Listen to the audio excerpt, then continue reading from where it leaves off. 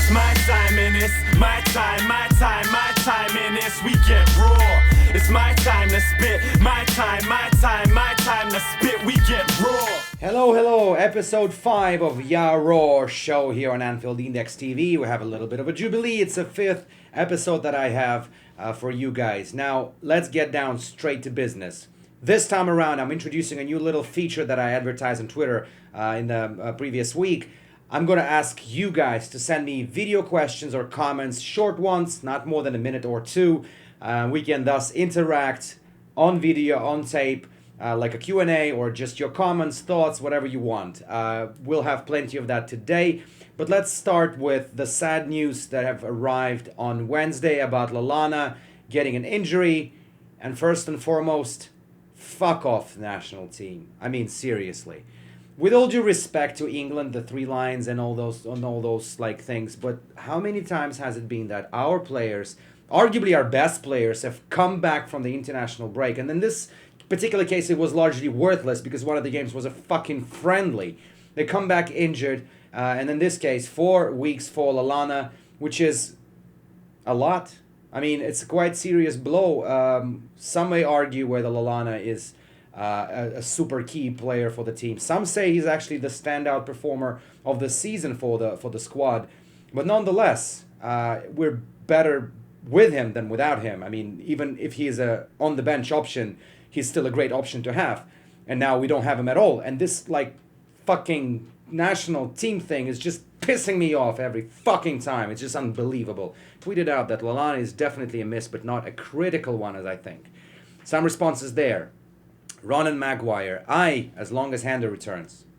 Good point, we'll get to that a little later on. Matt Sumrak, agree, I'd move Coutinho into midfield and start Origi up front with Firmino and Mane. John and Gini can cover for the missing Lallana. That is also an interesting one, and I think that's one of the options we could line up, although there could be a little change there. We're also going to talk about it a little bit later. So here's the definition of critical, says 7th, 8th place finish, Johnville 82. No player can replace the work he does in midfield. Coutinho has struggled there a bit when used. I've always thought that Coutinho's best role is when he's a little deeper than than he is right now. But again, putting him in the place of Lallana, that's arguably a good point. That would be a bad idea because he's not really thriving in this role. He needs a different role altogether. And finally, Tron Findel said, if Hendo's fit, no problem, and the Brazilians need to come home safe. Yes, absolutely. We want them safe, sound, and also fit and, psychologically ready to smash the fuck out of the Blue Noses. Right. This, in a way, brings me to a very important question. Should Henderson start in the game against Everton? And let's hear from my first ever video question guy, John Buskell, the Anfield Index podcaster, the host of In Focus show, amazing guy, and here is his question. I'm really interested in what you think of Jordan Henderson, or rather, just how good is Liverpool without Henderson? I personally think that he's been fantastic for us ever since he came into the side, and he's grown into the role as captain. Since he's been injured, we haven't been as good.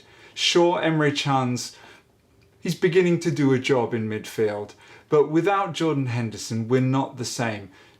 Do you think that without Henderson, we've got enough to trouble Everton at the weekend? Here is the thing about Henderson. Definitely the statistics is on his side. We look better and we play better, statistically better with him than without him. That's a stonewall fact. That's something that's been mulled over the past week, especially with consideration that he should start against Everton now with Lallana injured. I don't know, but I still have this weird thing about Henderson. I don't even know where it's coming from. Remember the beginning of the season, the game against Burnley, we did this very, very angry post-game podcast. And for fuck's sake, I mean, Henderson was atrocious in that game. He was not really convincing in all the games surrounding Burnley game. And I think it was only against Chelsea when we played them at Stamford Bridge where he finally hit his stride. Not only the goal that he scored was, we fucking fell off our seats when that went in, but he just put on an absolutely brave, fearless performance. But just as Emre Can, Henderson has not been a very stable, a very consistent player. And unlike most of the other players on the squad right now, he hasn't much more time to assert himself. I mean, it's his fourth season. I asked the poll during this week before getting the news that Lallana would be injured. If Henderson was fit for Everton class, should he start? And if so, who should he make way from the midfield three? And 56% of you said no on the bench. 363 votes there. 35% yes instead of John. 2% instead of Genie. Who are you? 2%. Fuck off. Seriously. Are you out of your fucking mind? All right. And 7% yes instead of Lallana. Well, now obviously, if he starts, it's going to be against instead of Lallana against Everton. But guys, I'm really, I don't know. Henderson has been somewhat good this season. It has been horrible this season. He has been both. But let's not forget, Jordan Henderson carries a very serious chronic injury. And it's a big question whether this injury would let him progress to the level that we want him to progress. We probably have a very high bar when it comes to skippers in this club. I mean, just go back and look who our skippers were. I mean, the previous one. And does Henderson fit that profile? Here's a question by a good friend of mine, Jonas. Would you strip Henderson of the captaincy next season? I do believe he will remain as the skipper next season. I don't think he'll be one of the departures this summer. There might be another massive clear out, but not him, I think. But I'm still not convinced that he is the captain. You know what I mean? The captain. Yes, some great performances. Yes, statistics are better with him than without him. But I don't know. Something is off when it comes to Henderson, if you ask me. I can't even put a normal, proper, verbal explanation of what exactly that is. Some reactions to that poll. Instead of Coutinho, he can start on the bench, must be tired after a long travel. Hendo in the CAM. Coot can come in after 60 minutes. No. Hendo as a central attacking midfielder? No. Thank you. Thanks, but no thanks. No. Spencer said, on the bench, he's coming back from a 6-week layoff from injury. Should get 20, 30-minute tops. I think the more probable case this time, considering Lallana has been injured, is that Henderson will play 60 minutes and maybe then come off for the last 20, 30, depending on the score, depending on how the game goes. But let's go to the second question by Jonas from Washington, D.C. about another player. Would you swap Sakho for Van Dijk next season or outright just sell him? And it's almost the same question from my friend Steven Luna from Los Angeles. With Sakho in a good run of form with Crystal Palace right now, do you feel like this is enough for him to get on Klopp's good side and make a chance for him at Liverpool? Or if, as it's rumored, Southampton looking at him for a possible replacement for Virgil van Dijk, do you see any sort of player swap going on there? When I saw the nominations for the Player of the Month in the Premier League, it's Crystal Palace defender Mamadou Sakho and Liverpool man Gini Wijnaldum, I really wanted to fucking smash my head against the wall. Don't get me wrong, I am excited that Gini is on that list. And I think he should win it because Gini, he had a tremendous month. And I think he's like probably close to being the signing of the season. But anyway, Mamadou Sakho, the Crystal Palace defender, is on the fucking list, right? And I ran a poll asking, should Sakho be given a chance at LFC next season? 44% said yes, started with Matip, 290 votes. 29% no, he's done. 27% Virgil is better anyway. And Tom B replied to that, so boring with the Sakho debate, give it a rest, club doesn't want him, end of discussion, he'll be sold in the summer, let's all move on. Yeah, we should move on. Of course, we have a world-class defender who plays for another club after God knows what happened, because none of us knows what actually happened. Late for the training or making jokes, whatever. The club did not keep this public.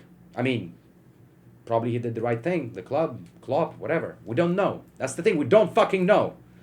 All we know is that our best defender coming into the season is now playing for Palace, who had 4 or maybe even 5, correct me if I'm wrong, consecutive clean sheets with him on the pitch, and he is one of the nominees for the Player of the Month.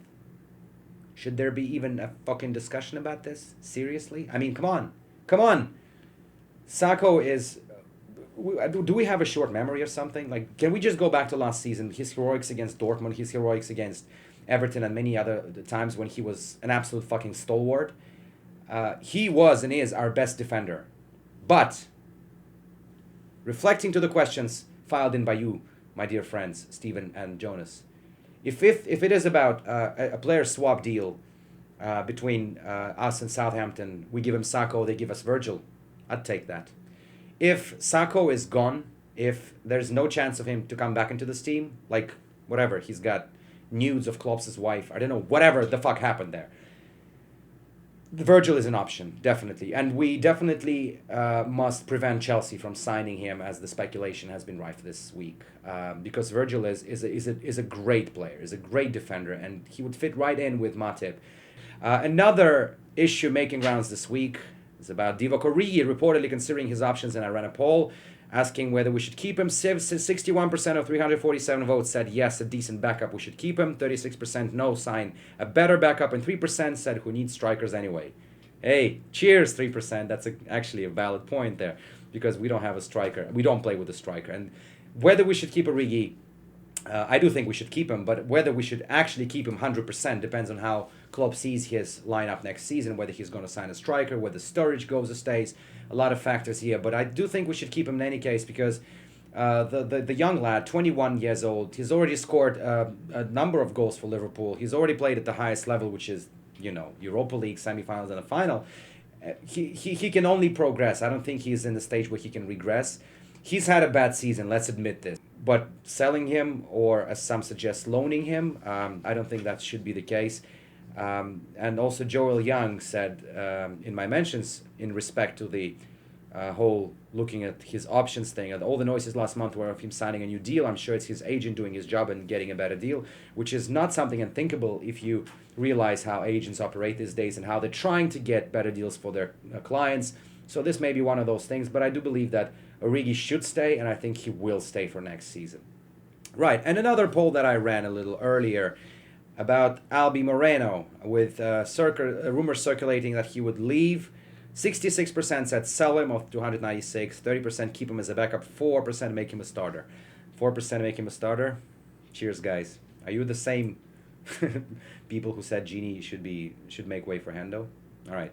No, Moreno is definitely not a starter. With all his qualities, whatever he's got, he's a backup. Let's be honest about it. The backup which doesn't win the competition against James Milner this season. But nonetheless, I think he should be kept. I don't think James Milner should be a left back next season. That's a disgrace, to be honest with you. He can have one good game in 10. The question that James White from Buffalo Grove, Illinois, sent to me. What Russian Premier League player would you have replace Moreno, assuming that Milner will not be starting at left back next year? When it comes to left backs, Russia is not basically a heaven for the left backs. And there are plenty of decent defenders in the league, but left backs are not the strongest, I would say. So if we want somebody as a starter, and we need someone as a starter at left back, not a backup, Russia would not be the place to go. However, the 4 players statistically better in the league, in Russian league this season: Dmitry Kambara from Spartak Moscow, Vitaly Denisov from Lokomotiv Moscow, Fyodor Kudryshov from Rostov, and Milad Mohammadi from Terek. Those are the 4 guys experts are singling out as the best statistically. I would say Fyodor Kudryshov is probably the better option. This guy is a hard worker, and again, let's not forget, Rostov got very far in Europa League. They fought bravely against Man United, only losing to 1 goal, basically, if you think about it. But nonetheless, they were great, and they a very defensive team. So Fyodor Kudryshov is one of the players to look at, definitely. But then again, I don't think he's the kind of player that we need to sign as a starter for Liverpool at left back. Not the only left back, but my first choice left back would be that guy who plays for Germany at left back. Fuck, I've been raving and screaming about us signing him for a very long time. So please sign Hector. Pay whatever you fucking want, but just sign him. He's a great player. Yeah, guaranteed. Anyway, guys, it's all I have for today. Saturday, Everton game. We gotta fucking smash them. Yes, we gotta fucking smash them, and we'll be cheering and rooting for that. But before I do whatever I usually do, you know what? I want to make a little plug. A good friend, Kenneth Kendra, from LFC Raleigh in North Carolina, wrote this book, Walking Through the Storm. It's a match-by-match documentation of the 2015-16 season when Klopp came over, when there's lots of excitement. So Kenneth traveled all across the country and documented every game from different pubs all across the land. And so if you're traveling to America from overseas, you should buy this. If you're from America, you should still buy this, because you will know where to go and where to find the best Reds in the US of A. It's available on Amazon, so please take your time to look at it and buy it. I'm halfway through it and I love it because it helps to relieve a very exciting 2015-16 season. So guys, up the Reds. Let's smash Everton, and as per usual, I drop the mic. Let yourself